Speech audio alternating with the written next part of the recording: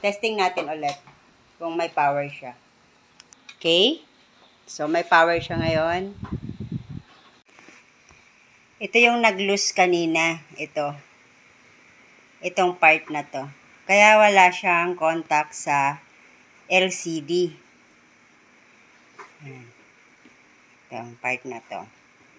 Yan. Nakaangat siya kanina. Ito. Nakaganyan na siya kanina. So, ibig sabihin, kakuha sa kanya, baba, taas, baba. Kasi, one time kasi nagre-repair ng bahay. So, palagi siyang nasa taas, tapos ibababa na naman. Ito yung nagkaroon ng problema. Ganyan siya kanina. Ganyan. Tapos, fix natin siya ngayon. Yan. Tapos, ito, chinek din natin yung mga connection nito kanina. Okay naman siya. Ito. Nireset natin yan. Tsaka ito, nireset din natin yan. Kasi baka lumuwag. Ganon din to. Ayan. Baka lumuwag din siya. Okay. Then ito, part na to. Ito.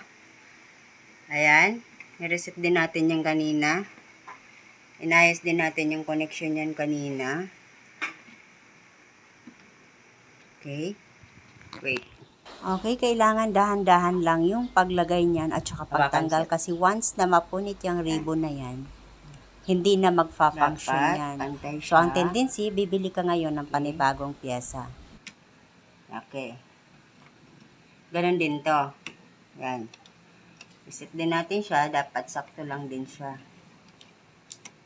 Okay. So, ibabalik na natin siya sa dati. Ito lang naman yung board niya. Display board niya. Okay, testing na natin to. Ayan. Nag-power na. Tingnan natin yung display niya. Okay naman. Napakalinaw pa rin. Gaya ng dati. Ayan. Dati kasi yung display nito, medyo blurred na siya. Tapos ngayon, yung na-reset natin yung mga connection, parang gumanda yung display niya. So, ibig sabihin, medyo nagkaroon din ng problema. Naging maluwag din yung ibang parts niya. Okay, need na natin itong ibalik sa dati para masabi natin, ayos na talaga siya. So, kung ano yung mga tinanggal natin kanina, syempre,